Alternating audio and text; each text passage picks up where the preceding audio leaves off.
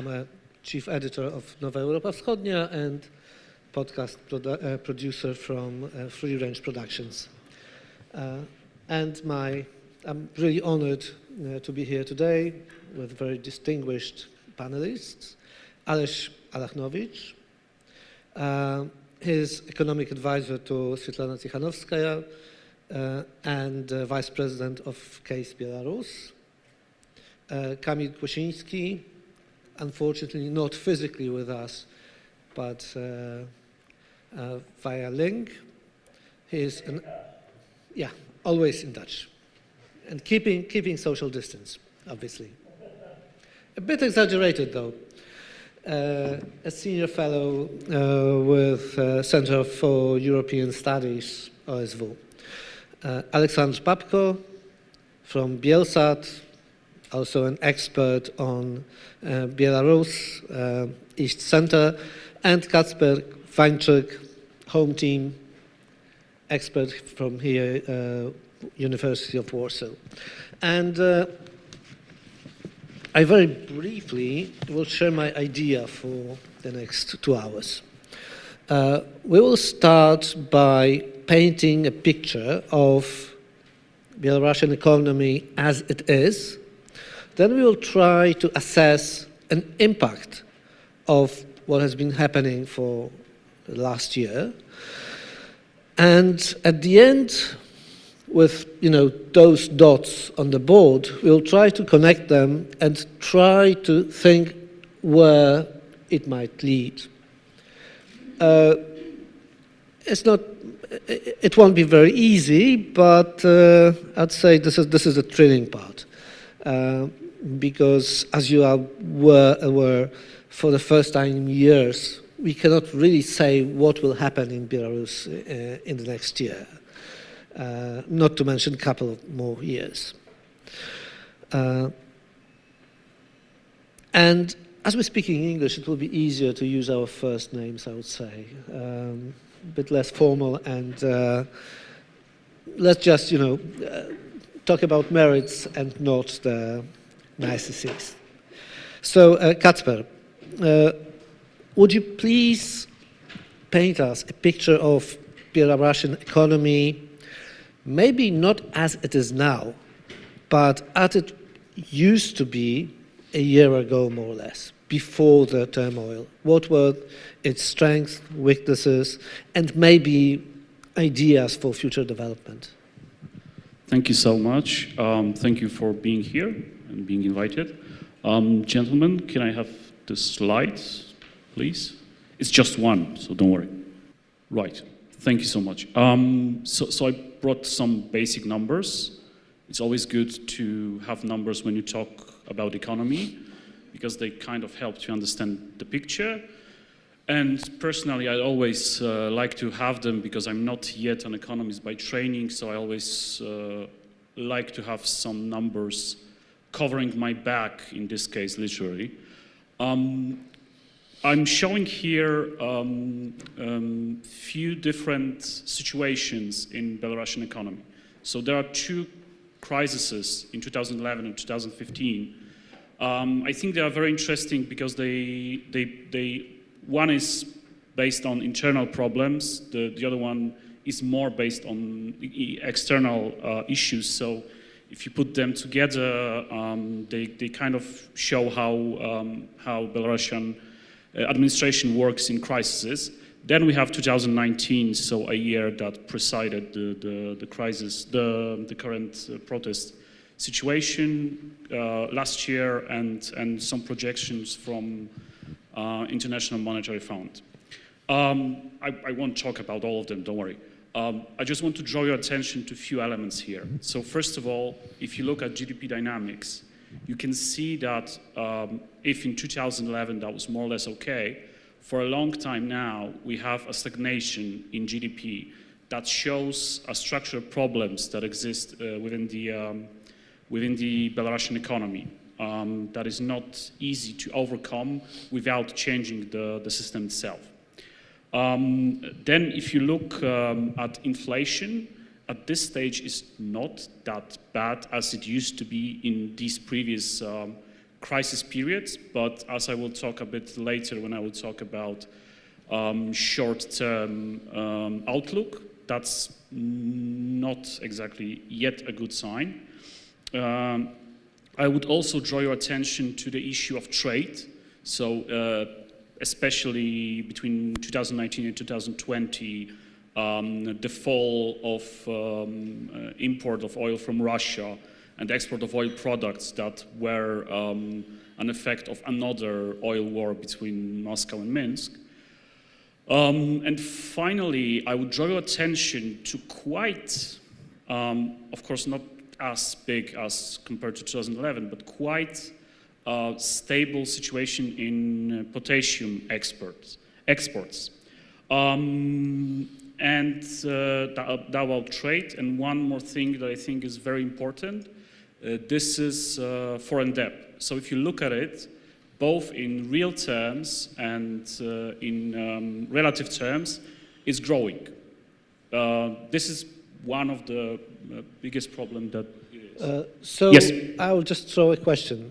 Am I seeing it right that this crisis caused by political turmoil, even with COVID, so the global stagnation, is not as severe as the crisis used to be in the past, meaning that the regime kind of immunized the country? Yes and no, as they usually say in the European Union. It's complicated. It's complicated. The thing is that Belarusian authorities stopped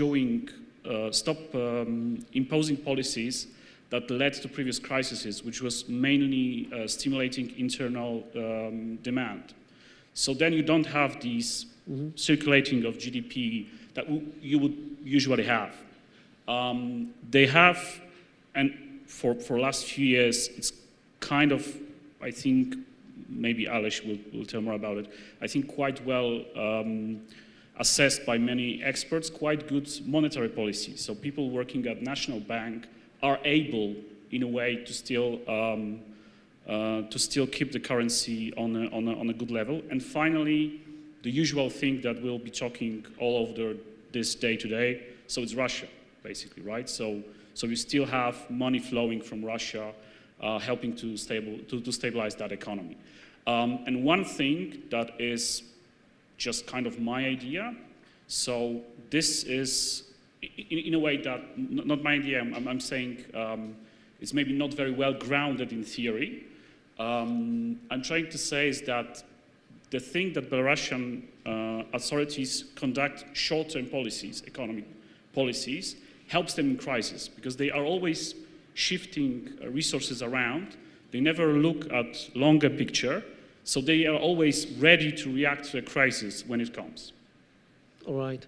Now, Aleksandr, let's talk about IT, new technologies, because this is the big thing. It means, come on, okay. World of tanks, the export product of Belarus. Okay, so just welcome. So I'm really glad to hear and to see all of you here, and thank you very much for inviting me at this conference. And before we start to talk about the IT sector, I would like to ask to present several slides. What generally the structure of Belarusian economy is. Maybe if we show in last decade. So my first point about the transformation of Belarusian economy. The political and social crisis, or social upheaval we had last year, it's a result of, in my opinion, of two processes. First is dying out of the state-owned sector, of the state enterprises, and it's dying out of the employment in state enterprises. So here we see that 20 years ago, almost 75% of people were employed in state-owned enterprises and also in state bureaucracy, in so-called budgetary sector. Now it's a little bit more than 50%. And if we look at the next slide, at the next picture, Yeah, it's a share of value added produced in private sector versus state-owned one. And now probably the majority, almost a half of Belarusian, so slight majority of Belarusian GDP is produced by private enterprises. The question is how independent are private enterprises in the Belarusian system. And here it's our employment. Okay, and this is a picture of different branches of Belarusian economy and how much are they private or state-owned. And as we can see, the highest number of foreign investment or foreign ownership is in information and communication sector, so it's our IT. And IT sector is one of the most privatized in Belarus. So, as I said, one of the processes which produce this uprising in Belarus, it's slow dying out of dinosaurs of the Soviet enterprises.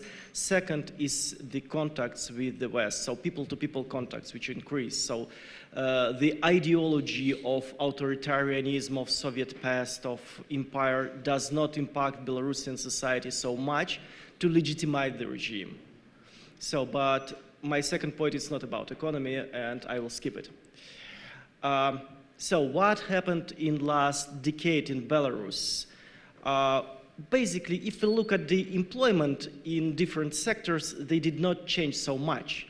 We can see only the slight decrease of the people employed in industry, sharp decrease of employment in construction. So construction was one of the pillars of Belarusian economy at the beginning of the 2000s.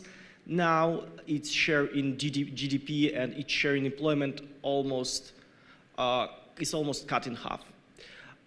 And here, if you look at this thin green line below, you'll see the increase in the share of employment in IT. So it doubled in last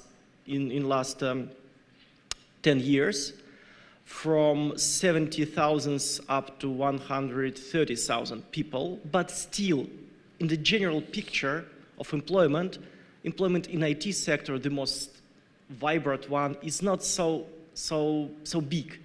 So here, it's probably more important and interesting. It's the value added by sectors. This year, or last year, IT sector has become the third contributor of Belarusian economy after industry and retail. So the third one, it's not agriculture, it's not construction anymore, it's IT sector. And the IT sector is one of the main contributors of foreign currency to Belarusian economy. In last year, Belarus sold abroad $3.5 billion of oil products, about $3 billion of potassium fertilizers, and $2.5 billion of IT products. It's more than agricultural products and more than industrial products. So more than trucks and cars. So you can see how important really IT is for the economy, which badly needs money to pay foreign debts in foreign currencies, and how small it is as compared to the employment. So it's only 3%, 3.5% of employment as compared to almost 23% of employment in industry. So, and as I told you, Belarusian IT sector is the third source of foreign currency for Belarusian economy. It employs only 3% of the population, but its social impact and economical impact is much larger. So one Belarusian programmer, it feeds not only himself, but his own family. His salary is, in average, 4 times higher than the median salary in the economy. Also, he helps to maintain the level of life to his family, and also he buys different products and different services from other sectors. So IT sector is an engine for retail, for sector, gastronomical sector, hotels, etc., etc. And Belarusian IT sector functions, in fact, as a part of US IT market, not European one, not Russian one. It is highly connected to the United States. We can discuss how much this IT sector is American, but the majority of IT firms are registered in the United States. They are paying their taxes in the United States. They apply American US law. So we can see that, so it's quite surprising. If we look at the, Russia is only on 4th place. It's about 4% of Belarusian export revenues in the IT sector, as compared to 44 in the from the United States. And if we look at the Belarusian companies, it's here we can see top 10 biggest Belarusian IT firms. Almost all of them are registered in the United States or in the UK. But look at the figures. There are some American firms which does not employ in the United States, which employs in the United States only about 100 of people working in legal departments or headquarters. So the development offices, the majority of labor force, so-called, is in Belarus, but those firms position themselves as Western ones. So, and also every seventh Belarusian student studies some sciences related to IT. And IT, from the point of view of Belarusian economy, is one of the main stabilizers. It's a third contributor of foreign currency. But from the social point of view, it's an asylum for active, independent people. Those who don't want to get a small salary, about $400 or $500 per month in state-owned sector, all those people go to the IT. It's like internal immigration. If you cannot or you don't want to move physically abroad, it's much easier way to work in the Western way and get the Western salaries staying in Belarus. And that's why, despite all the repressions and all the hardship in Belarusian economy and politics, I don't see that the number of IT specialists in Belarus will decrease, because any worsening of the situation in Belarusian economy will produce first its massive immigration, physical one, but also massive influx of people to the IT sector. So it can decrease in quality, but I don't think that it will decrease in numbers. What happened after the recent crackdown and the protests? About 20% of Belarusian IT experts, IT specialists, moved abroad. Half of them moved to Poland, according to some estimations. So here we can see that there are about 8,000 people moved here. And people who moved abroad, majority of them are seniors. So those are the people not physically doing some IT products, but organizing the process. And firms needed to evacuate them just to have the control or have secured the process of creating IT products. You can replace some programmers, but you cannot replace managers if they're, I don't know, arrested or internet is cut. So, very negative things, it's physical emigration, but the majority of, on the other hand, the majority of Belarusian firms already position themselves as Western. Their offices are in the Palo Alto or, I don't know, in Kentucky, and it does not change really so much the situation, but the physical emigration of brains, of spirits, of entrepreneurial energy, it will be, the society will feel it really in next years.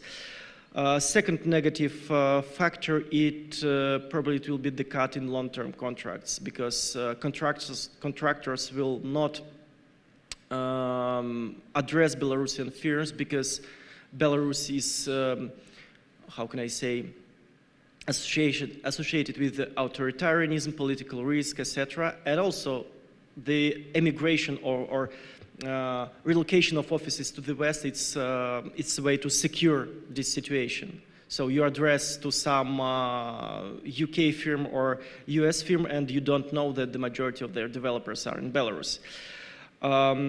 And also the Belarusian authority try to increase the control over IT. IT sector, it's very hard to control it's not a physical enterprise. You cannot, the sunk costs, so the cost you cannot recover after the closing down the firm, are much lower in IT sector. You can blackmail the director of the factory who invested a lot in buildings, in machinery. It's much difficult to blackmail the director of IT company, but still there are ideas to put some security services officers in the board of the high technology park, and those people will of course look for some subversion, but also look for some financial malversations, which are very possible in Belarusian economic system when everybody tries, when the authorities behave like bandits, and the business also try to escape from these bandits. So they're just constantly avoiding the law. And and probably Belarus will be considered more as a basin or like swimming pool of, or reservoir of labor force than the land of creative firms. So it destroys the brand of Belarus. And we come back to the situation of the beginning of 2000s, where there were a lot of programmers in Belarus, but no organized firms, no infrastructure was not so developed. So we are subcontractors. Okay, we'll talk some more about IT, no doubt about that. But we cannot really assess impact of what's happening without thinking where the economy would go if nothing happened last year. So Kamil, can you somehow estimate what might have been the regime's plan for the future? Where were the main venues of development or planned developments? And then the last year, did it really stop it in the tracks? Yes, but you mean alternative scenarios or something was going on? It means, what were the ideal scenarios from the regime point of view? Mm-hmm. Because, as I said, we cannot really assess the impact if we don't know if the regime is able to continue those paths or not. I think that the regime is not able to continue this path. Regime is in stalemate. They don't have any constructive, promising plan what to do with economy. They just are able only to survive. This is a maximum of possibilities. Several days ago, Prime Minister Roman Gołowczenko is not one of the best prime ministers in Belarusian history, softly speaking. he told that the best sanctions from Belarus, this is lack of impact of Western sanctions. So this is their way of thinking. He admitted, by the way, that practically they don't know what to do with sanctions, how to counterbalance them. The situation in Belarus is so bad now, and not only in a political sphere, of course, which is obvious, not only in sphere of human rights, which is also obvious, even more obvious, but also in economy. That official Minsk, Belarusian authorities, they even started to have problems, some difficulties with China. I think it could be a very good example, because when we speak about Belarusian foreign policy, also Belarusian foreign trade, and all those international projects, this is very clear that with the West, with European Union and the United States, everything is very bad.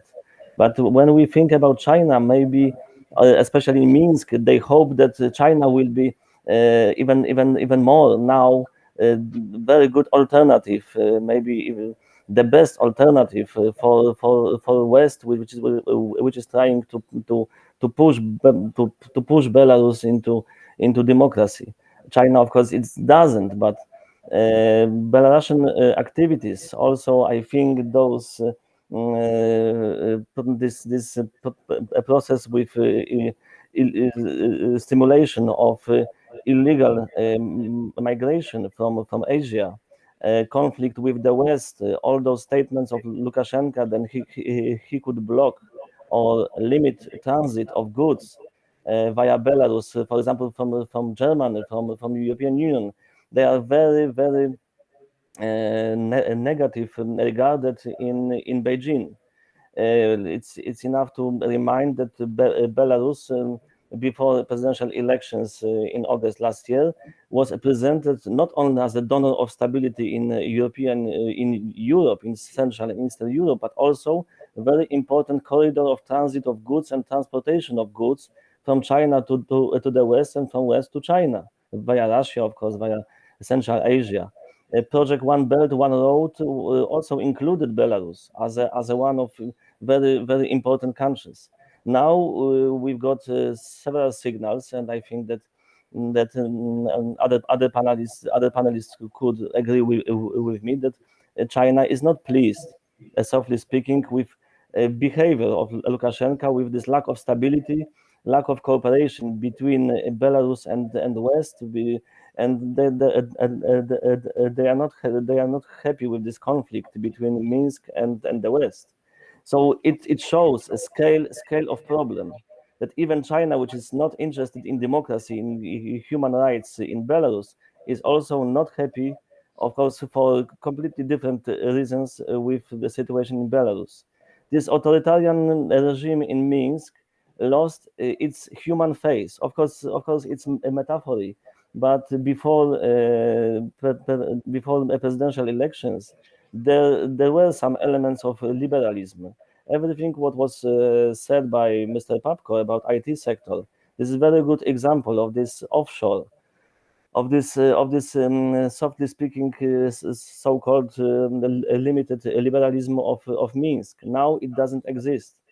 Belarusian authorities resumed manual control and central planning based on the best Soviet traditions. The best also, I would like to put, of course, in a specific context. They started war, or at least conflict, with private sector, what is also mentioned by Mr. Papko and Kacper. The private sector is not welcomed in Belarus.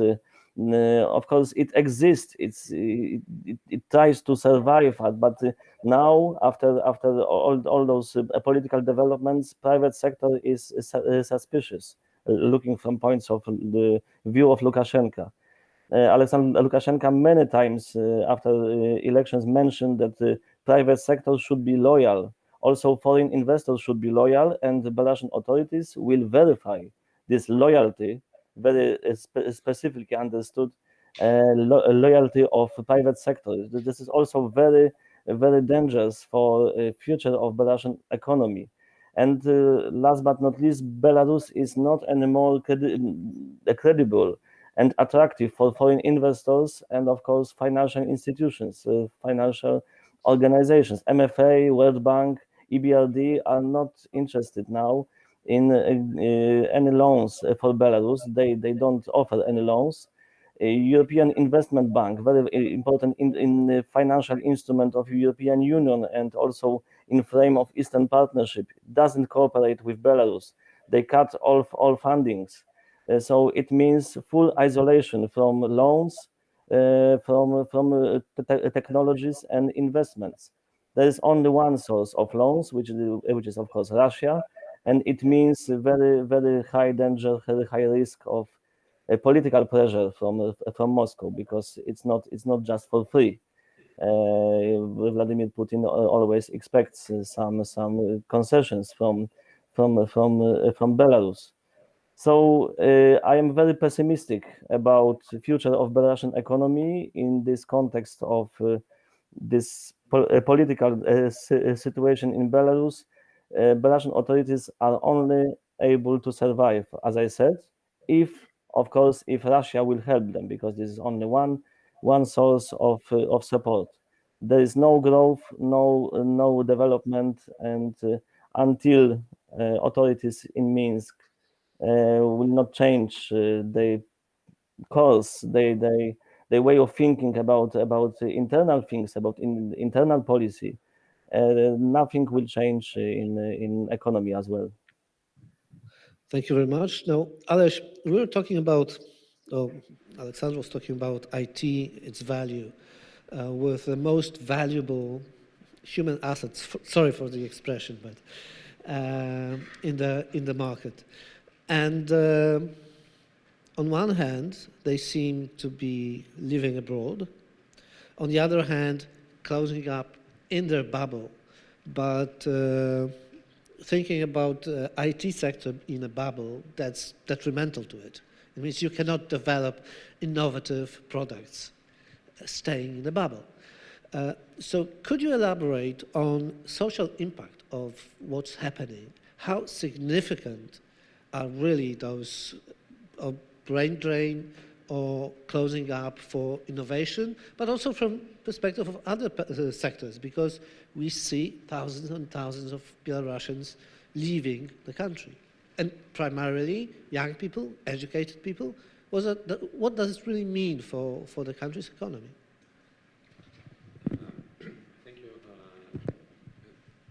Thank you for the question. Thank you also for this event. And as I'm the last speaker in the first panel, I would like, or in the first round of questions, I would like also to comment on some of the speeches, if I may, and then I will Sure. I will answer your question. But please do not forget the question. Yes, I'm not.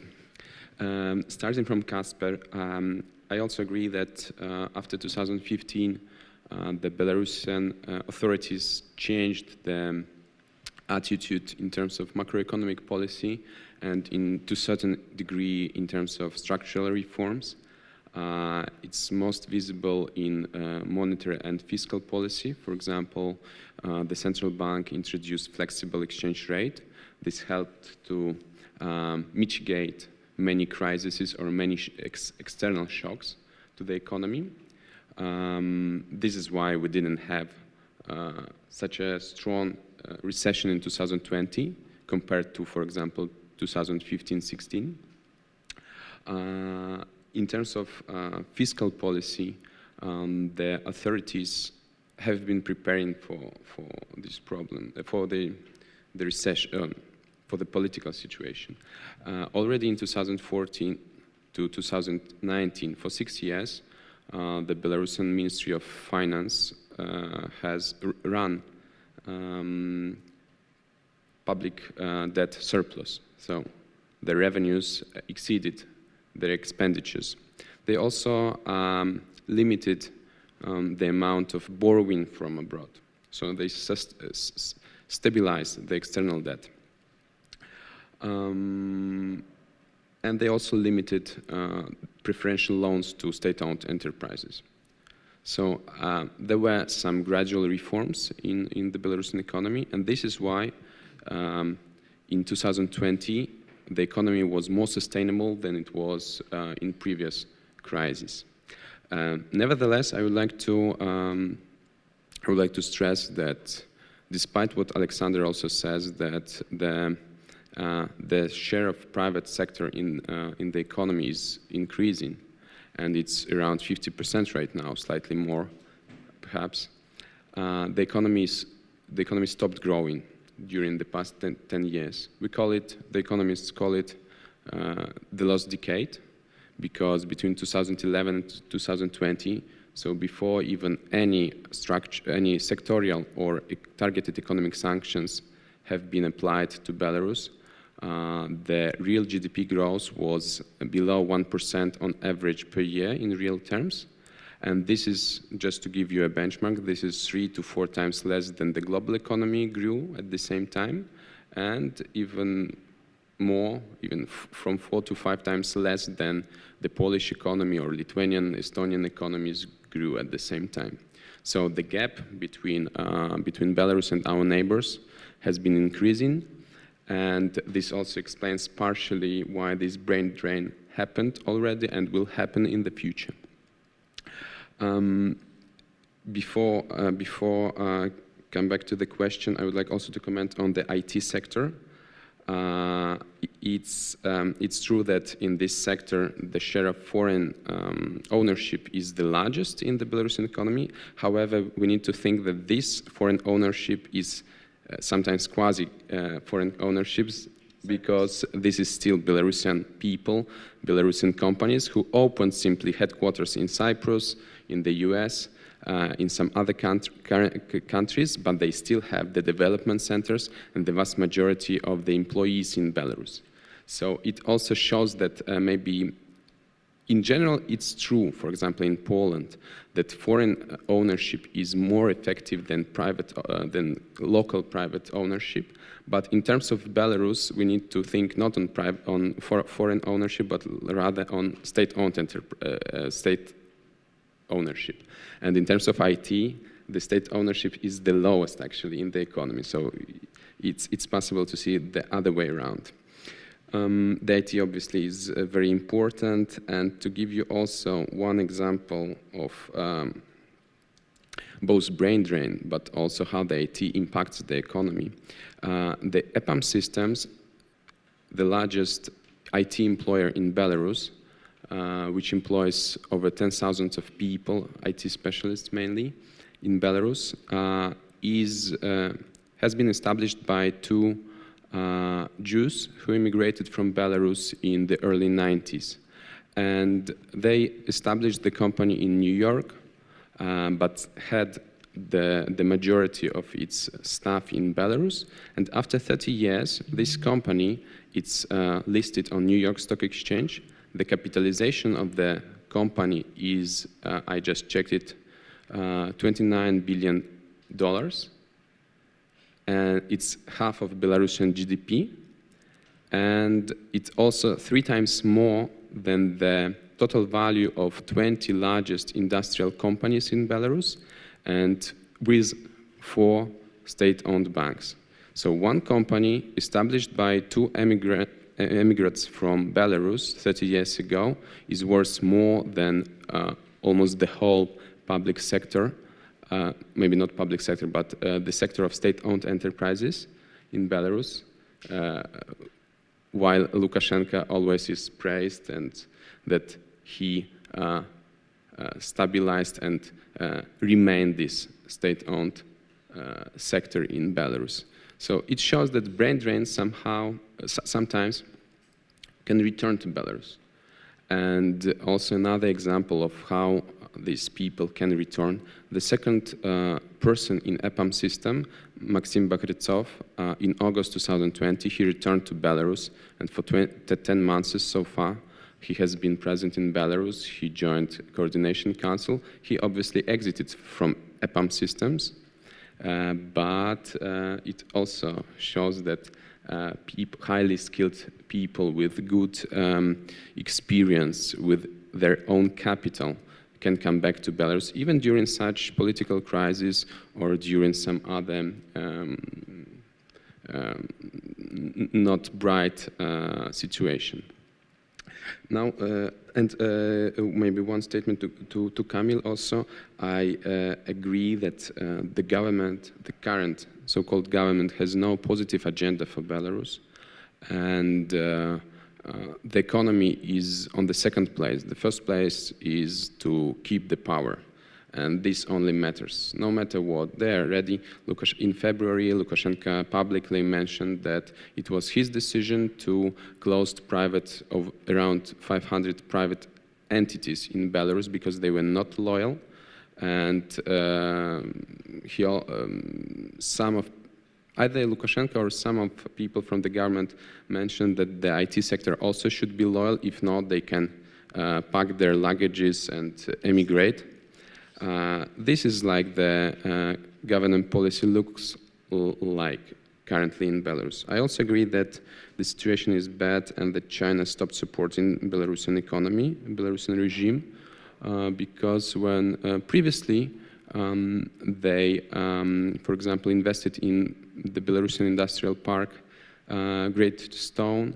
It was supposed to be the international place where companies from abroad can develop and export and bring money and bring profits also to China.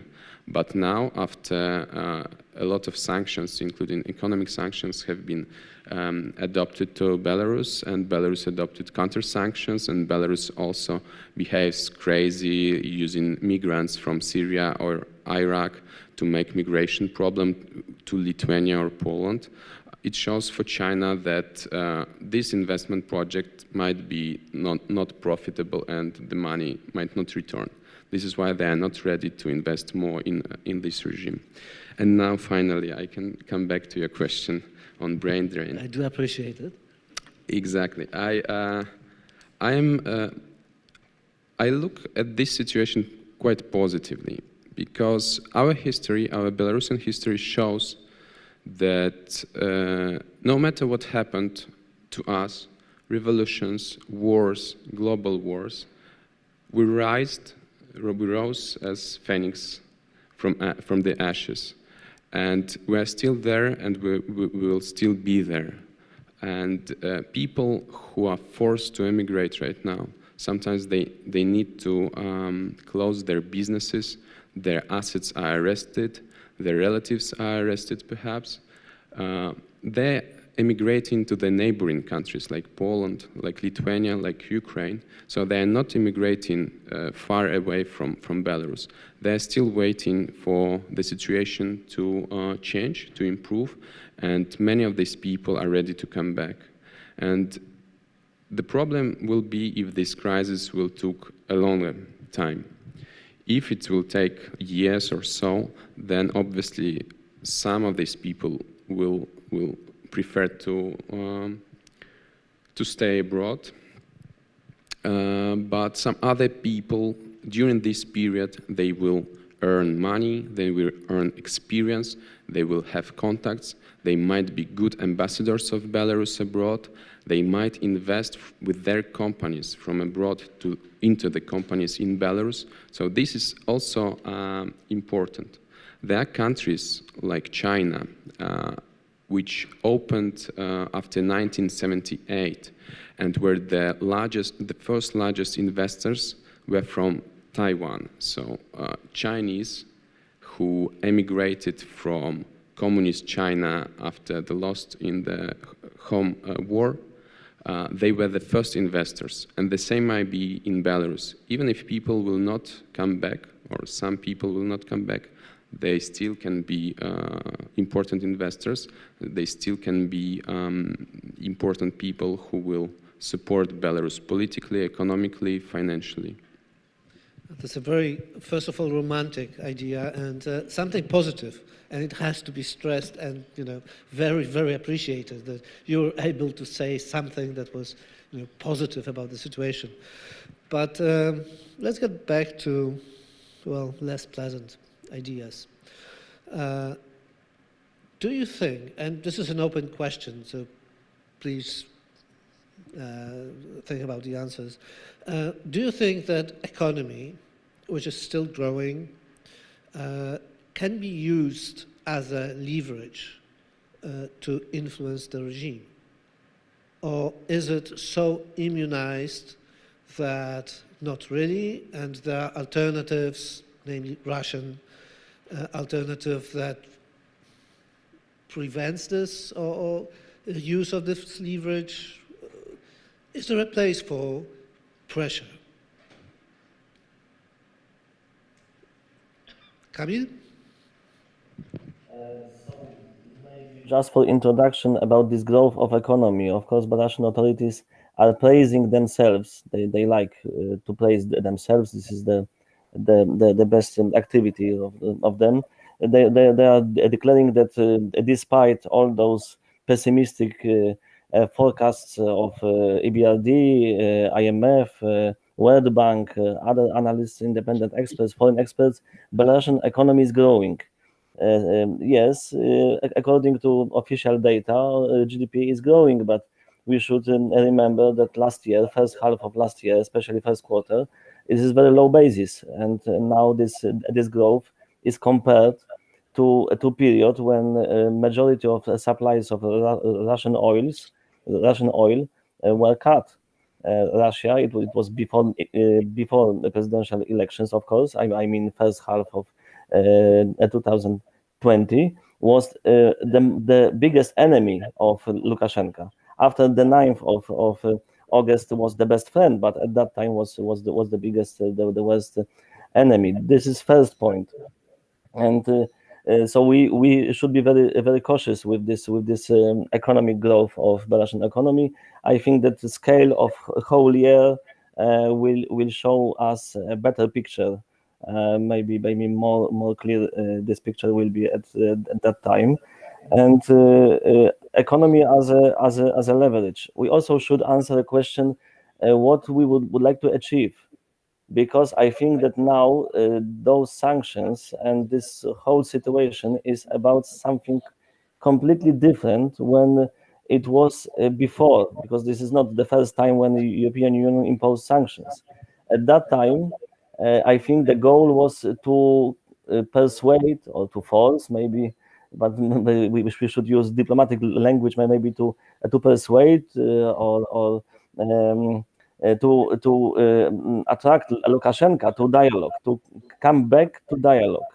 I think that now Lukashenko is so desperate, the situation is so bad that new dialogue, including Lukashenko, I cannot imagine that. I think it's not possible. So now we are going, we are observing very difficult process and very long term. I'm afraid process of the end of this regime, and economic pressure is not about new dialogue with Lukashenko, but is about new situation after Lukashenko. And I think that if you look at this economic pressure, I mean economic sanctions from European Union and the situation in Belarus, it's more long-term process, and final result should be completely different, more difficult, more ambitious, but not excluded. We should also remember that Lukashenko is not only desperate, but his policy is more and more typical for rogue state or outlaw state. This is also different Belarus when it was after 2010.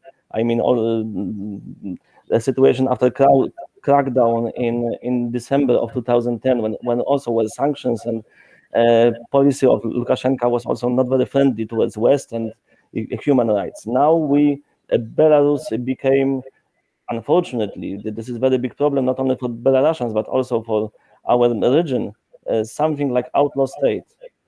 These actions with migrants, this is very, very good example of that. So we speak about more final result, not dialogue with Lukashenko, who has no idea how to cope with the West now and how to come back to a dialogue. He went too far, unfortunately or fortunately. This is for another discussion.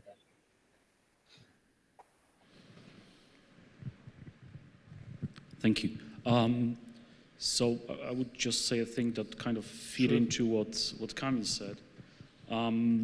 So, like Aleś said before, effectiveness of Belarusian economy has nothing to do with profit gaining or supporting the society. It's just to keep up the regime, right? So the answer to the question is if the pressure is big enough for the change of the regime, that would mean that the regime sees that there's no sources to keep the power. The question here is about how long this will last. And I have mixed feeling about saying this because I don't like these estimates of how much Russia gives money to Belarus. It's very hard to calculate that. But I will tell about it anyway. There was a report by IMF in 2016, if I remember, that looked professional and well done. I mean, these are professional econometrists and so on. And they estimated that before 2016, support to Belarus, both in terms of energy subsidies, credits, whatever, was around $10 billion a year, right?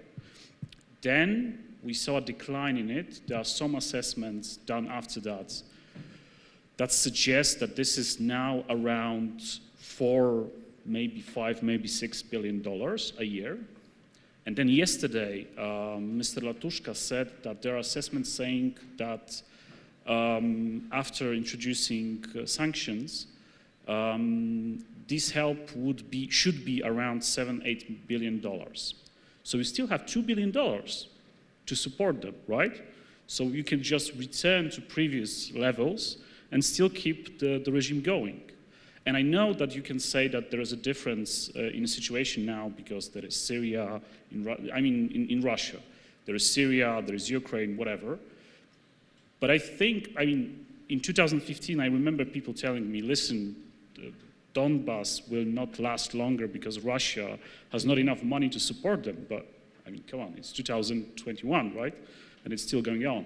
So that's the thing, that Russian support, again, is not a thing that is profit-driven or social-driven, even profit-driven in the sense of profit for a Russian state. It's political profit-driven policy for a certain group of politicians. So this will happen. So I think that this pressure will work, but we need to be ready for, and let's use Mao's saying, long march. Thank you. Aleś? I have many things to say about Start from the beginning. About the economic pressure. First of all, I strongly believe that economic pressure or economic sanctions are the only mechanisms that the international community has, and in general also Belarusian society has to stop the repression in Belarus, to release the political prisoners, and to finally lead to the national dialogue, which finally will lead to the new democratic elections. Why so? Because Belarusians inside the country cannot defend their own rights against such a centralized and such a brutal force which is used by the regime of Lukashenko. His regime is much more centralized than Yanukovych's regime, than some other regimes on post-socialist region. The repression in Belarus are much more brutal than they were during the 90s in Poland. Just to give you also the benchmark, in Belarus during the past year, over 35,000 people went through jails. In Poland, for Poland it means 140,000, because in Poland there are 4 times more people. And during the martial law in Poland from 1981 to 1983, during 1.5 years, around 10,000 people went through jails, right? So the scale of repressions and the amount of people who died in Belarus, who were tortured, raped, and businesses which were closed, it's a completely different story.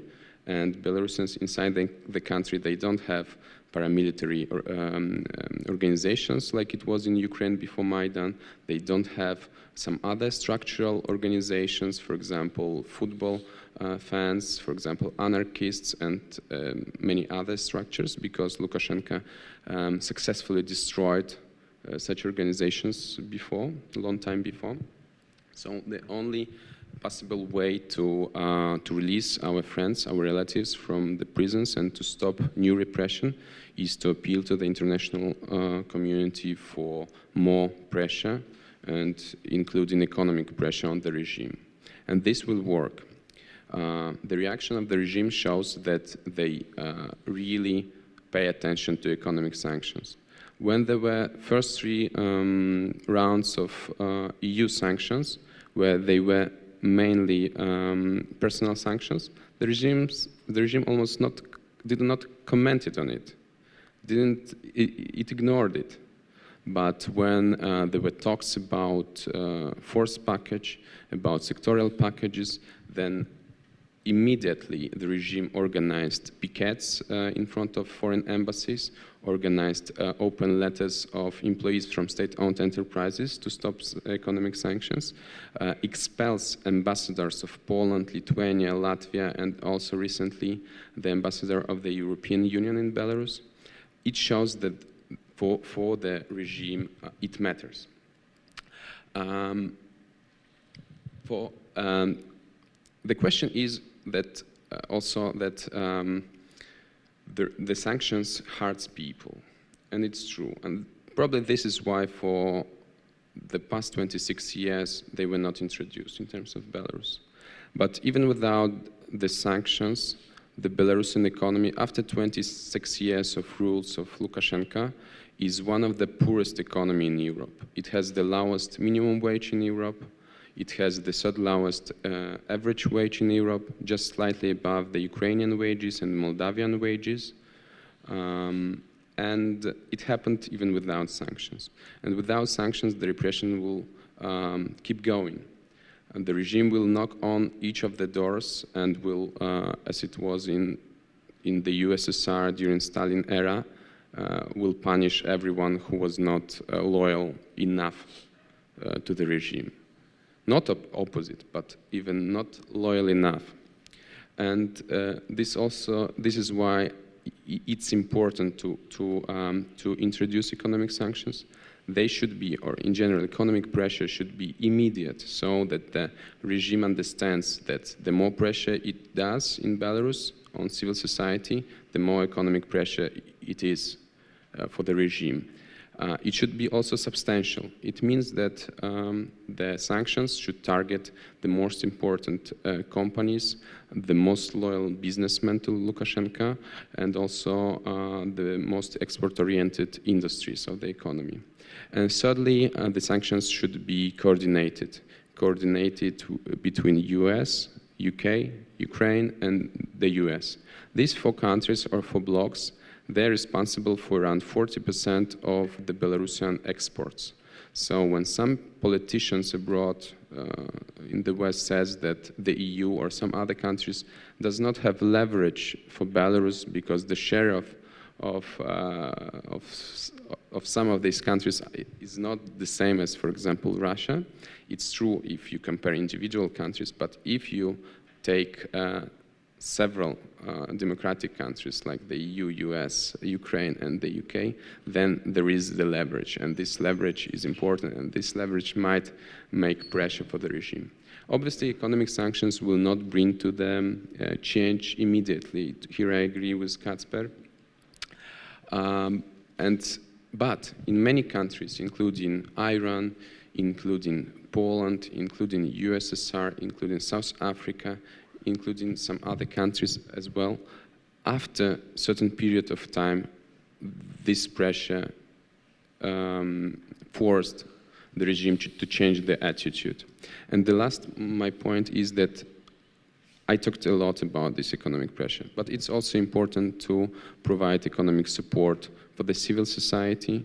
So if the regime closes right now, for example, even yesterday closes some very important independent media, then the international community should support these independent journalists, bloggers, and other people. If the Lukashenko's regime fires employees from state-owned enterprises due to political reasons, then again, international community should support these people with retraining programs, with reskilling programs, with perhaps some internship abroad, and so on. So economic pressure must be complemented with economic support. And then on the first day after the change of the regime, Belarus will have enough financial resources also from our partners abroad to quickly restore the economy. Aleksandr. I just want to summarize. We have summarize the discussion, if it is possible, and adding some other points to our economic and political discussion. So there are things, there are long-term processes in Belarusian economy, which can be described in terms of economic change and social change. But there are political factors like Russia. Russia is politics. Politics is about tactics.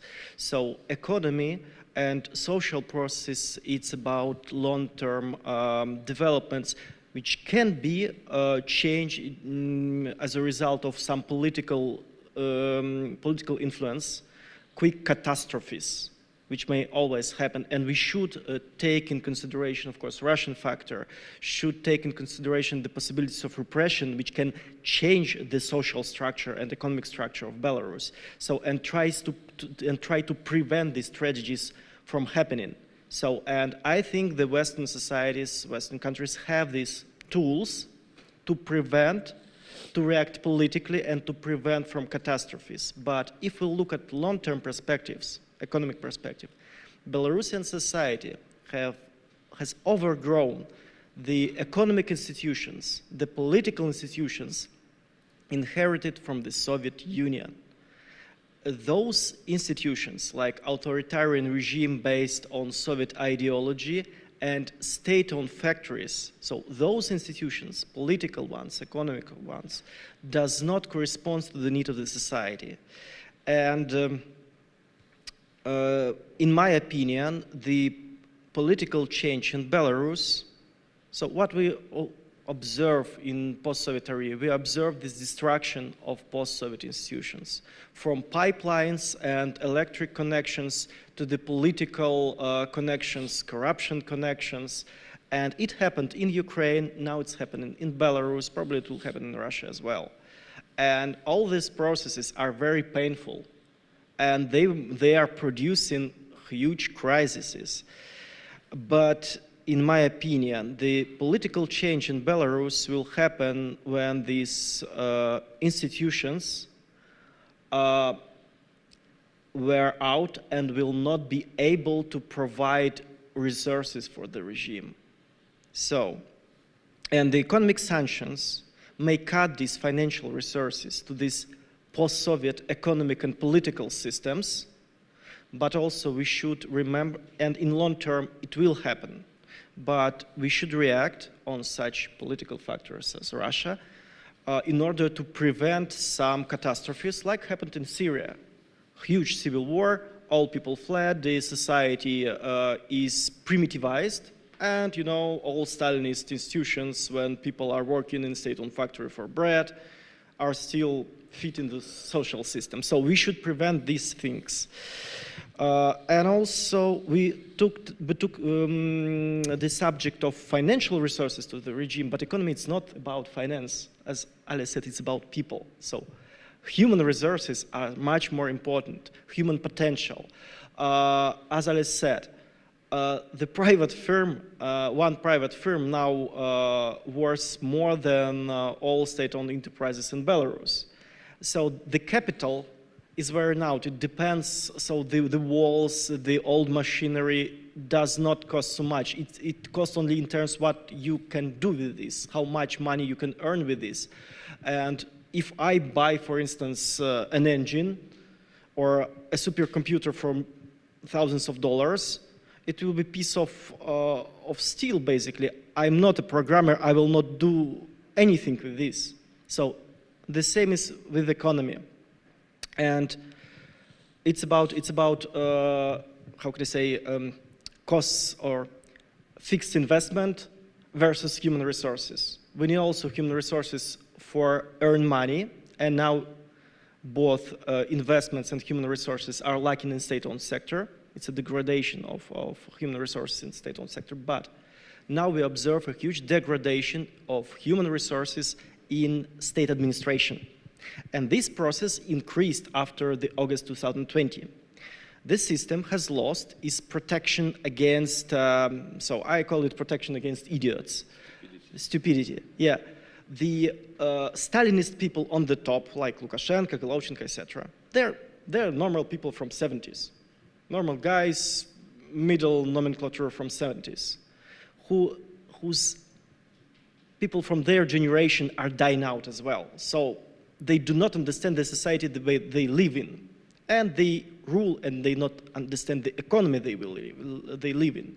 They try to rule very bluntly, applying army rules. And previously, their idiotic ideas were not implemented due to the resistance or professional bureaucracy, which transformed their brilliant ideas in something feasible. Now, after repression, where people were just fired, so clean from the system, and after they were suppressed, the ideas of this Soviet nomenclatura is implemented directly. And we see the diversion of airplane, we see some extra situations in factories, falling infrastructure, etc. So those events will happen, and the number will increase as well. So think about it. Well, that means that poor will get poorer, but it doesn't mean, it means there are a lot of poor autocratic states around the world. That's the issue. It means you can have extremely poor country, and state apparatus lingers on. But you wanted to add something, Kacper? Yeah, so that was exactly one of my points, that it doesn't matter for regime how people are poor. As a former bureaucrat, I can say it's not always like this, that professional bureaucrats protect from the stupidity. It's not that easy sometimes. Just two small comments to what Aleś said.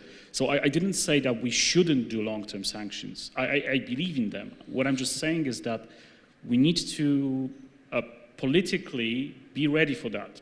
And that's extremely hard to do. Because like you said, we need a group so one grouping of states and more states to keep together for many years. So I'm all in, but I'm just saying it will be difficult. And finally, about society, of course, yeah, the support for the society is crucial for the future, for this long-term effects. And as far as I know, there are football fanat groups and armed groups in Belarus. They just work for the state, right? So you can find them in Libya or in Donbass or whatever. And there are anarchists in Belarus. One of the many ridiculous cases was closing up the whole food not bombs team in Minsk for handing over food to people, because there are no poor people in Belarus, as we all know. There are, I think, 4 people that came illegally from Ukraine and now are detained for terrorist acts, allegedly. There are just no anarchist organization, because anarchists, they don't organize really. Thank you. Well, I would like to add something as well, sure, if I may. Of course, as I said, the situation is much more difficult than it was before, and we should look at in more long-term perspective. But also, we should remember that We have unprecedented sanctions from European Union. European Union first time used this kind of sanctions against or towards Belarus, maybe not against, towards Belarus. It's not against, it's against Lukashenko, but not against Belarus. And we should also understand that when a situation is unprecedented, sanctions are unprecedented, it could lead to unprecedented actions in Belarus, also in Belarusian nomenclatura. I think it will be very interesting to observe behavior and activity of Belarusian business so far loyal to Lukashenko, but this is open question how long they will be fully loyal when they lost their businesses or their sources of money, because sanctions, European sanctions, especially on oil products, cut majority or even all. Theoretically, of course, we could observe how it will work in the future, but let's assume that that those sanctions cut their income. And now there is a big question how long they should or how long they could be fully loyal to Lukashenko. This is a very interesting issue, and not of course not in perspective of a month or 3 months, but this factor of unprecedented situation which we have now, we also should take under our consideration. Now, do we have any questions from the audience? Fantastic. You want to shout? Or you mentioned that Russia is the only source of loan for Belarus today. But there is also the IMF, International Monetary Fund, who is going to allocate SDR in the recent month, and Belarus can receive $1 billion or $10 billion. And how do you estimate the chances of Belarus to receive this money, and how this money can postpone the changes? Yeah, I think I can answer this question. The total debt of the public state of Belarus, so foreign debt and internal debt, central government, local governments, and some other state institutions, the total debt of this public sector without state-owned enterprises is around $30 billion, around 50% of GDP. Out of it, around $11 billion came from Russia. So Russia is the single largest creditor of the Belarusian economy. The second largest is China, and as Kamil mentioned, and I also agreed that China already stopped borrowing to the Belarusian economy. Belarus has open credit lines, so the possibilities to borrow from China of loans for over $10 billion, but Belarus used currently Belarus owns to China around $3 billion instead of 10 or 11, the full capacity, because China does not lend anymore, in particular after these presidential elections. In terms of the IMF, the situation is the following. This is the multilateral agreement of all members inside the IMF to introduce, it is the third wave of allocation of SDR, special draw reserves. This is the fictional currency, which consists of or is pegged to 5 international currencies: dollar, euro, British pound, Japanese yen, and Chinese yuan. And the IMF invented this idea to borrow money proportionally to almost 200 states, to all countries, so that these countries have additional money to fight the COVID pandemic. So that was the idea. The proportion of Belarus in the in total SDR so far is 14 hundredths of a percentage, so 0.14%. And this means that out of $150 billion of total allocation of SDR to around all countries in the world, Belarus will receive around $1 billion, probably in September. In August, there should be the final decision of the IMF, and then the allocation might happen in September. This is not the success of Lukashenko. This has no no connection to Belarus at all. This is multilateral agreement, which is actually also very difficult to stop. So it's almost impossible to somehow block. We would have to block, for example, the Belarusian membership in the WTO, in the IMF, and I don't know such examples.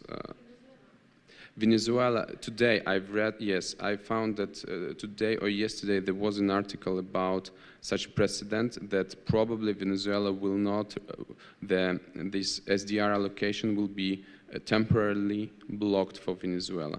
So this is very hot news, and I didn't know much about it in details, but before this news, before yesterday, even people inside the IMF, they were very skeptical about possibility to block this money. But again, it's 1 billion out of 30 billion of, or compared to 30 billion of dollars of debt of the public sector. So it would be more than 1 billion. It's true, but Belarus is not this kind of poor countries. Poor countries means countries mainly in Africa, some other developing countries. Belarus is somewhere closer to average. The last time standby credit was what, 3 billion? I mean, yes. Kacper just mentioned that the last time the IMF signed the credit program with Belarus was in 2009-2010, and lent to Belarus $3.5 billion, much more, right? And Belarus still did not use it well and didn't conduct structural reforms. So the IMF is also very skeptical about bilateral between the IMF and Belarus programs. So this... Sure. Of course, I agree with everything what was said, but just to add, in political context, which is very important here, even before presidential elections in Belarus in August, Belarusian authorities tried to get decent, real money from IMF, not in frame of this process, which is a result of multilateral agreement, but based on agreement with IMF. They just tried to repeat more or less the same, of course, with some maybe different details. Next agreement, they wanted to sign next agreement with IMF about program of financing of loan. Also, it was mentioned something like $3 billion, $3.5 billion, so quite decent support. And even before presidential elections, those negotiations failed. Lukashenko was not eager to fulfill, I would say, quite humble expectations from IMF. It wasn't about, for example, massive privatization of industry. It was mostly about accountancy, more clear, more transparent accountancy in state sector, changes in management of state sector. Even then, before presidential elections, in frame of authoritarian system with elements of liberalism, as I said, Lukashenko wasn't able to agree with terms of IMF, so negotiations failed. So after the presidential elections in Belarus, after crackdown, after massive repressions, and now looking at economic policy of Belarusian authorities, I am at least very skeptical about the perspective of loan from IMF. Sure. One last also comment to your question. It's also important to understand the political environment around Belarus. Look how much time it took to introduce significant economic sanctions, targeted sanctions or sectorial sanctions. It took almost 10 months for 27 countries in the EU to adopt these sanctions. You can only imagine how much time it will need for 200 countries, which are not even in one single economic market, economic union, to introduce the law or decision to temporarily block this SDR allocation, particularly to Belarus. So it's very difficult. Another possibility how to stop this money flow into Belarus is to appeal to these 5 countries who exchange SDR into real money, so to the Federal Reserve of the US, to European Central Bank, to Bank of England, to Bank of Japan, and maybe less so to Bank of China, to appeal to them not to exchange SDR for real money for Belarus, because this is how SDR works. You cannot pay anybody with SDR, but you can very easily, just in one day, exchange SDR into real money, hard currency, but you need to turn to these central banks. So it's a matter of, well, persuading those institutions, and it's also a matter of attention span of the West, which is really short. And we easily tend to forget, especially if we don't have countries that impact us. And as I understand, actually Belarusian impact on the West is fairly limited, isn't it? All right. Next question, please. I wanted to ask you about the future structural reforms. Could you introduce yourself, please? Aleksandr Papko, the participant of Summer School of Eastern Studies. Yes, I'm from Odessa, Ukraine. And I wanted to ask you about the future structural reforms. If we compare, for example, the structure of production and export of Ukraine and Belarus, yes, we should acknowledge then that in Belarus there are predominant the sectors of the, so to say, manufacturing sectors, yes, while in Ukraine, so the main items of production and export, unfortunately, are mining, are agriculture, and so on. On the other hand, we know, yes, that a lot of big Belarusian enterprises, they have very high preferences, fiscal preferences, export preferences, and I heard that a lot of them are heavily indebted, yes, so are heavily dependent on loans from Russia, yes, and so to some extent their competitiveness is sustained in an artificial way. So I'm a bit worried, so if the policy changes, yes, and if there will be conducted neoliberal reforms in Belarus, yes, these enterprises like the plants like BELSAT, like MAS, yes, they might simply vanish, yes, because they won't cope with this competitive pressure. So what do you think? What structural reforms can be performed? For example, there can be used the experience of China, yes, where even state-owned enterprises, yes, are based on a competitiveness principle and on corporate governance principle. So what do you think about it? Because for Belarus to not to repeat, yes, the fate of Ukraine in that case. So thank you very much. So probably I will start my answering your question, and Aleś will follow it.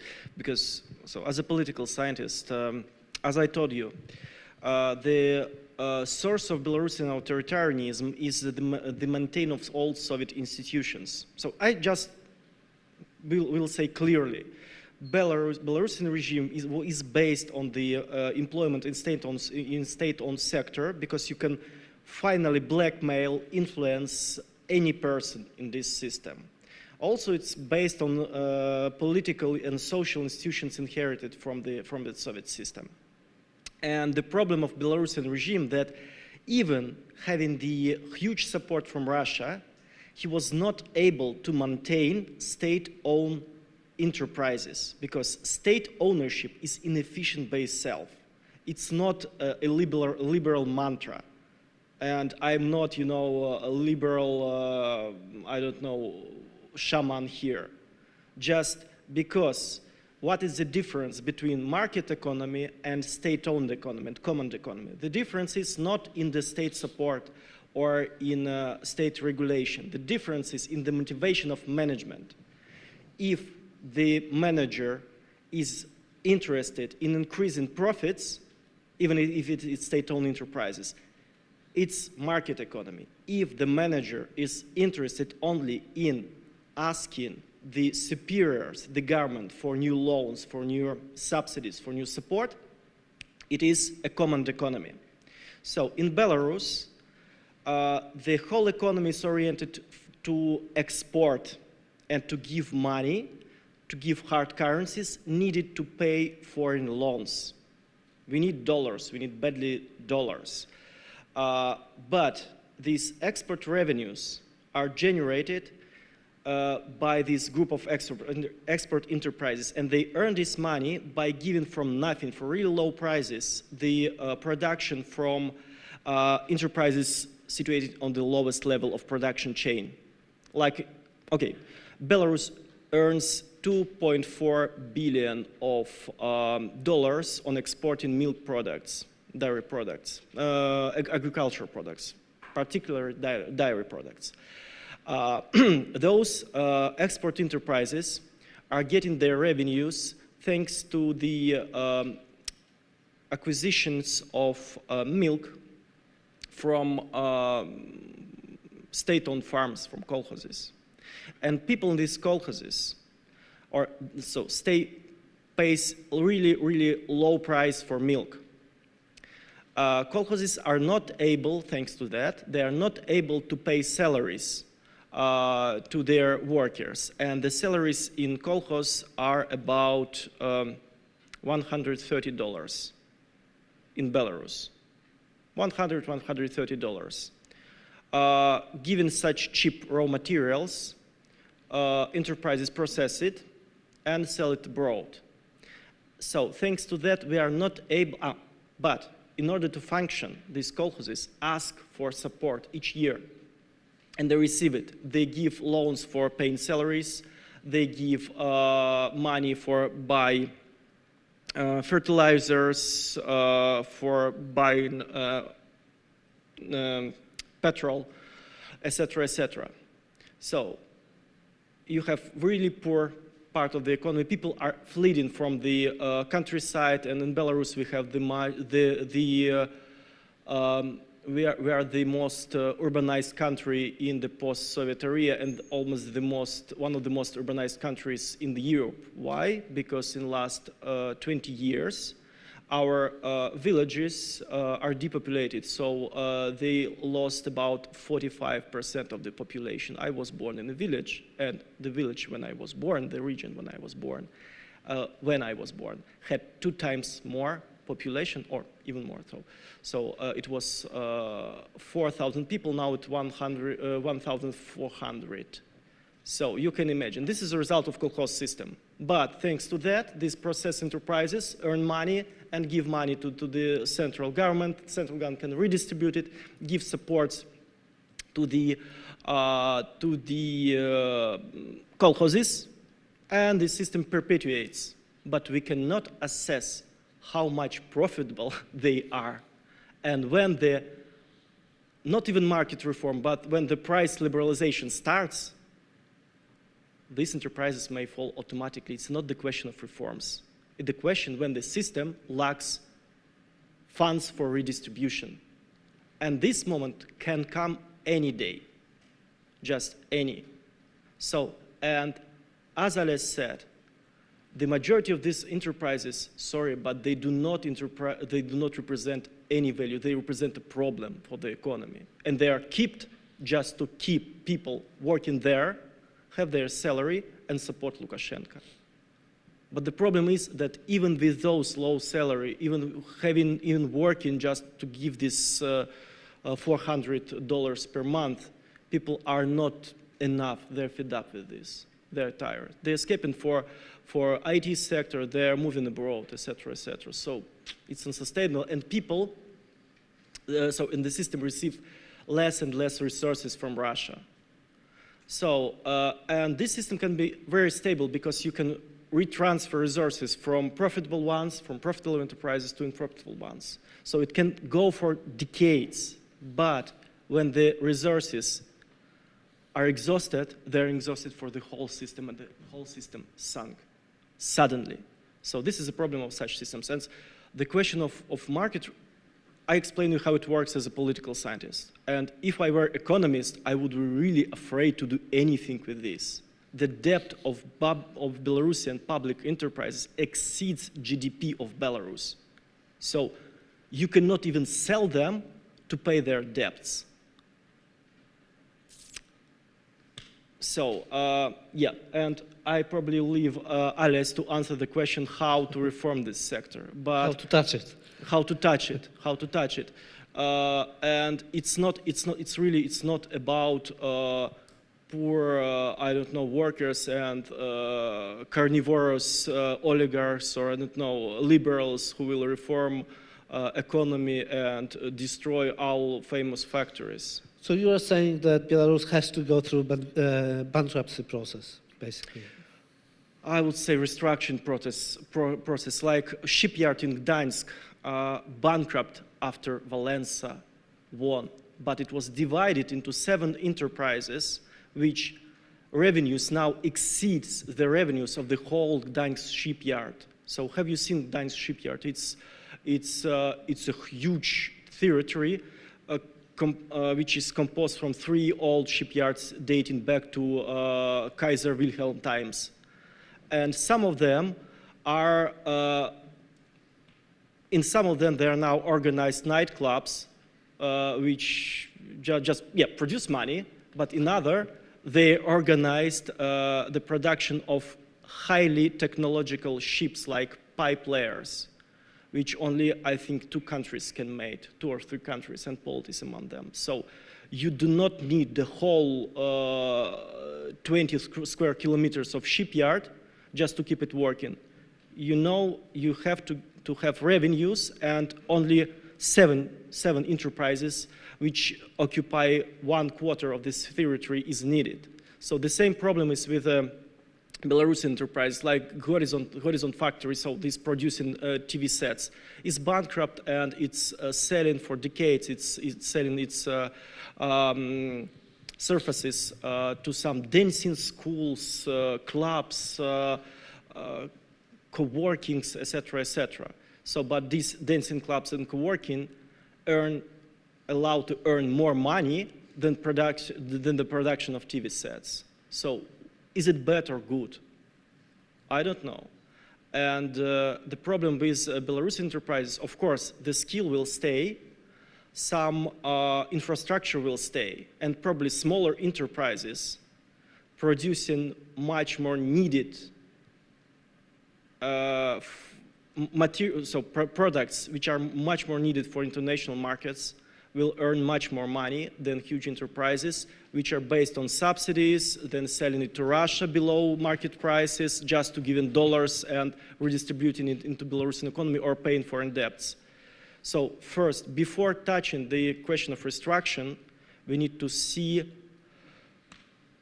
are they producing debts, or are they able to produce really to earn money? Thank you. To answer your question, I will start from the background or the big picture. Lukashenko took the power in Belarus when the Belarusian economy was in ruin, and he will leave the country, leaving the economy in ruin. So the history will make circle. The state-owned enterprises are vanishing even without structural reforms. during the past 9 years, from 2012 to 2020, these are official data, the employment on medium and large state-owned enterprises decreased by 28%, by 480,000 people, compared to the private sector, where the employment increased by over 200,000 people. I agree with Alexander that these state-owned enterprises, most of them are unprofitable, or they are unprofitable without state support. And also another example how it looked. You mentioned MAS and some other large state-owned enterprises in Belarus. MAS was the largest employer in Belarus, employing 20 years ago 27,000 people in Minsk, in the city. Currently, it employs twice less, 13,500 people, without any structural reforms. Without structural reforms, these companies will degrade even more. Even more of them will be liquidated, divided, and corrupted, and so on. So keeping the status quo is not the solution of this problem. The comparative advantage we already talked in this panel in Belarus is human resources, not these fixed assets, fixed investment. And Belarus has already 50% of its GDP, its economy in the private sector. So in contrast to what was in Poland in 1989 or in Baltic states in 1991, there are in Belarus already companies, already industries where people from SOEs can easily or naturally flow from state-owned enterprises to these private companies. Or they can even establish their own individual enterprises or small businesses. So it will be much easier for Belarus to restructure the state-owned enterprise sector now than it was for many post-socialist countries years ago. Provided that Belarus stays independent. And this is the point, because if the country goes bankrupt, it can be acquired by a bidder. Not obviously so, because if you have these unprofitable companies with highly indebted, probably it's not so much worth for investors to buy them. But I will finish shortly. You mentioned that how Belarus should act in order not to repeat the fate of Ukraine. Actually, the fate of Ukraine is not that bad if you compare, for example, average salary in Belarus and in Ukraine. The state propaganda in Belarus says that Ukraine has oligarchs, corruption, war, some other problems, and we in Belarus have this stable island in the middle of degrading Europe. And saying this, the difference between in average salary between Belarusians and Ukrainians is just 15%. And if you add probably the larger gray zone economy in Ukraine, probably the salaries in Ukraine are already higher than in Belarus, on average, not for oligarchs. But on average, they might be even higher. So the fate of Ukraine is not that bad compared to the so-called stable Belarusian economy. Just I think. Yeah. No, but it's just a comment. No, just one of the example of possible Russian acquisitions. Let's imagine MZKT, so it's Minsk plant of wheel carriers. Yeah, so those, it's a very advanced enterprise which produce chassis for Russian ballistic missiles. So all Russian ballistic missiles, including strategic ones, are based on the chassis produced in Minsk. So you can imagine what level of information this enterprise have about nuclear system of Russia, for instance. So it's strategically important for Russia, and they try to buy it for at least 1.5 of last decade. Okay, let's imagine they bought it. In order to make it work, you need cheap spare parts, so supply chain. So what to do with all these enterprises situated below the production chain, which are heavily subsidized, where the salary of the workers is about $250 per month. And they're keeping alive during the subsidy. Without the access to the bank system, to the fiscal system, you cannot keep this enterprise working, because suddenly, if you impose market prices for these spare parts for this supply, your very advanced, strategically important enterprises will not work. So this is the problem Russia may face if they try to buy some key enterprises in Belarus. So without reforms in the whole economy, this economy will not work. But without also, if you try to maintain it, it's impossible to maintain it without a political, state-controlled violence, without authoritarian system, because these prices are kept low, not because enterprises want it, but because it's set by the state, and the state put someone in prison if you break these rules. So, yeah, but we still, Russia is really a very, very important factor, and they may just try to control the territory. I don't know, probably they will try to buy some enterprises and just close down the rest and make this population flee to emigrate to Poland, to other countries, just to, yeah, not care about them. They do not care very much about Donbas, so why should they care about Belarusians? Belarusians will try to find the salaries somewhere abroad. This is one of the variants. So this is one of the possibilities of Lukashenko and Russia. Make the population really poor, remove all the discontent, so people who are not agree with the system, and rule the country. So making Belarus poorer, it's probably the issue for Lukashenko and for Putin as well, and we should do something against it. It's a bit scary that whenever you mention Russia, you point at me. So to put this, what was already said in a bit larger international perspective.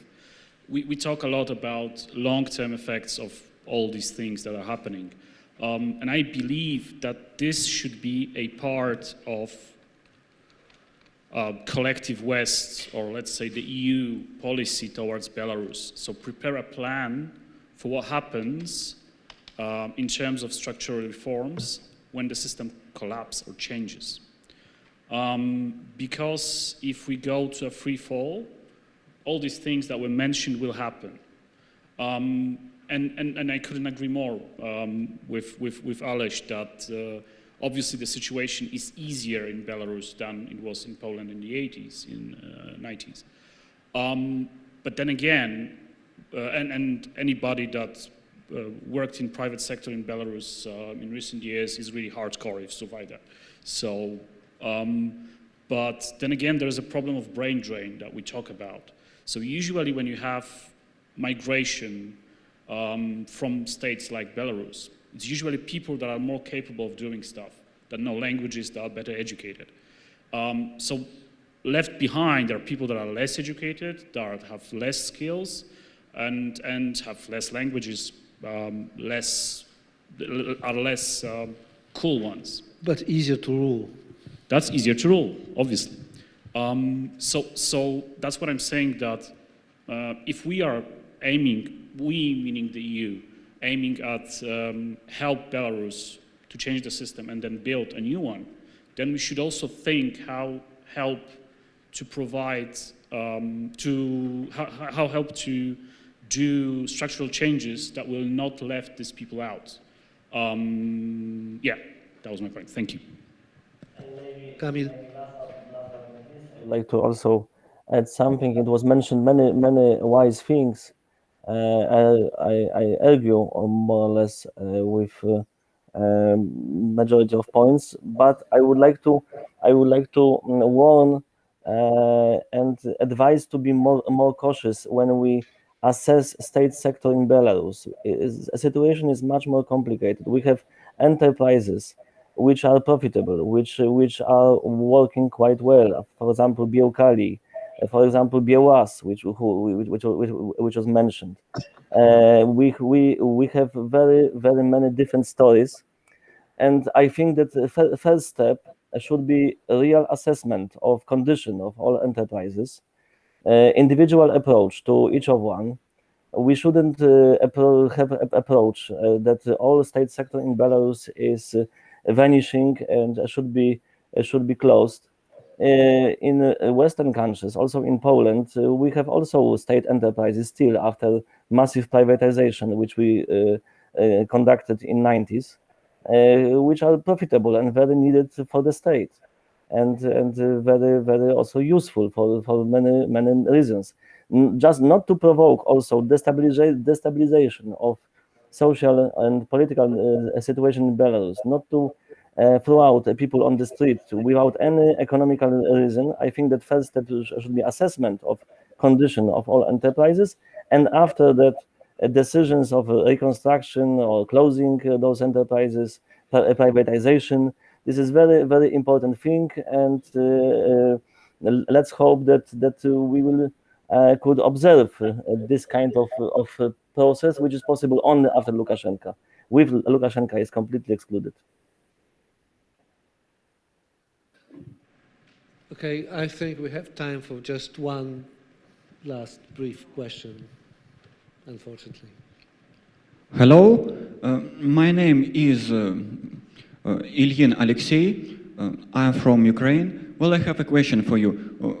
As I understand you right, Russia has enough money for Lukashenko regime, and Russia can give money Lukashenko about 10 years or 20 years, and if Belarus will get enough money from Russia, and Lukashenko regime will get enough money from Russia to support itself, so is there any chance for democratization of Belarus? So if this regime has such a big support, how do you think?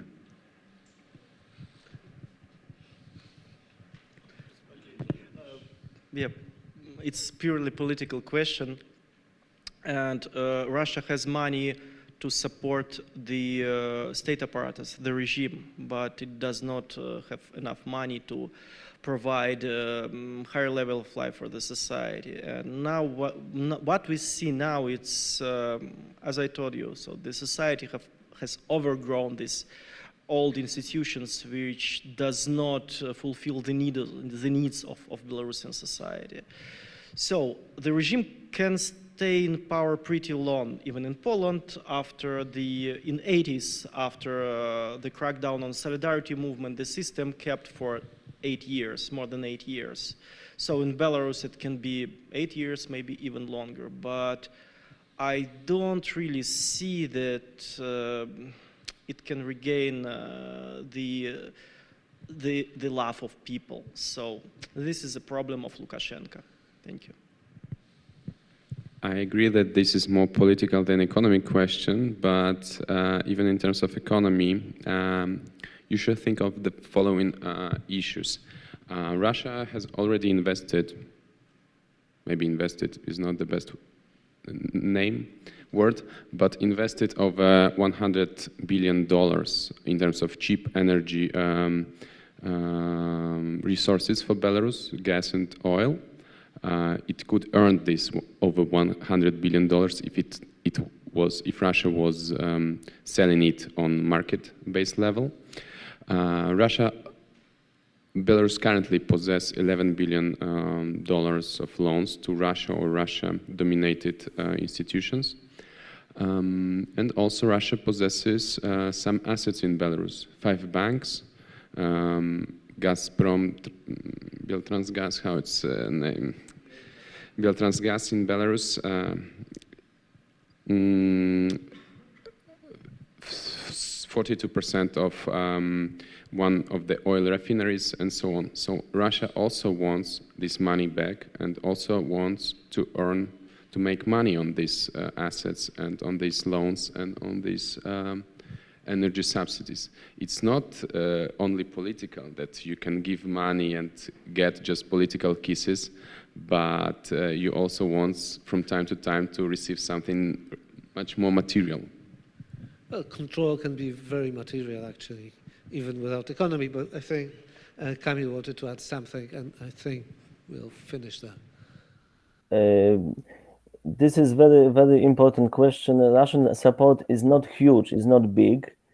Unfortunately for Lukashenko, or maybe fortunately for Belarusians, this is on minimum level. I would like to say they give money only on this level, which is important for survival of Lukashenko, not for development, not for being in comfort, in convenient situation that I can do everything, and the Western sanctions are completely harmless to me. It's not true.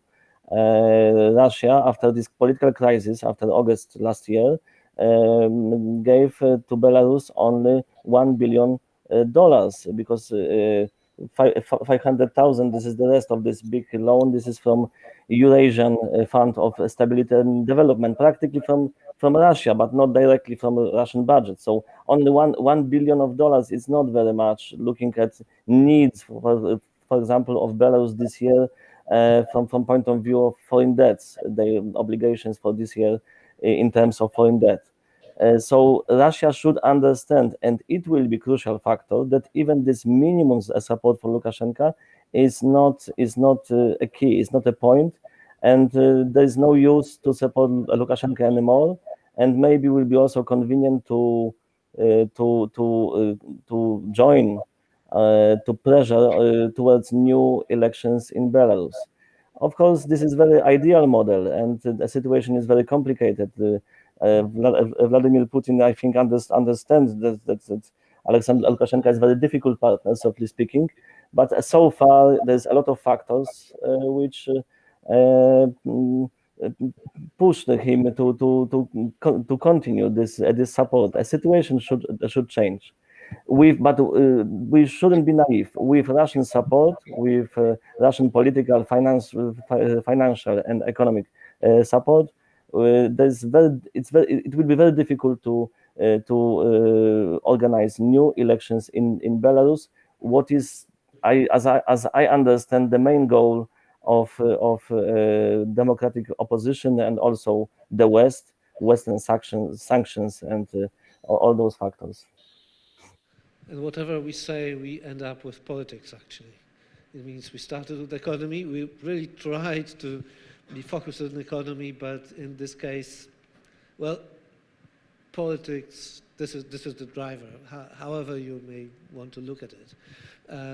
So we will keep track.